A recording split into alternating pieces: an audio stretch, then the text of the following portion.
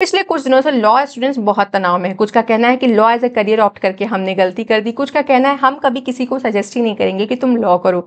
और ये सारा तनाव हुआ सुप्रीम कोर्ट के लेटेस्ट जजमेंट की वजह से, जहां पे सुप्रीम कोर्ट का कहना है कि कोर्ट रूम प्रैक्टिस के बिना कोई भी व्यक्ति एक अच्छा जज नहीं बन सकता। अगर आपको एक अच्छा जज बनना है तो उसके लिए आपको एक अच्छा वकील बनना पड़ेगा।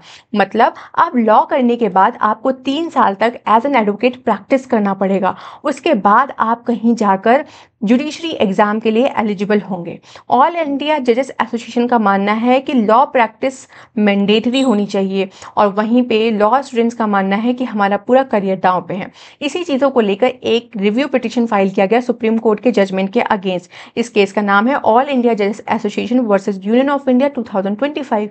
रिव्यू पिटिशन फाइल किया गया है। ग्राउंड्स हैं कि भाई आर्टिकल 14 और 16 का इन्फ्रिंजमेंट हो रहा है, क्योंकि ये जो भी डिसीजन आया है ये किसी भी डाटा या फैक्ट पे बेस नहीं है, और डाटा और फैक्ट पे बेस ना होने की वजह से ये अनरीजनेबल और आर्बिट्ररी नेचर का है।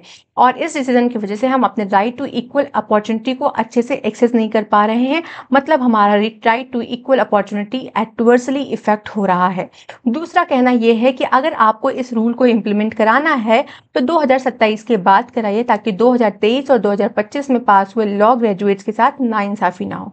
तो वेट करते हैं सुप्रीम कोर्ट के आने वाले डिसीजन के बारे में। तब तक मेरे साथ लॉ पढ़ते रहिए और मेरे चैनल को सब्सक्राइब करना ना भूलें।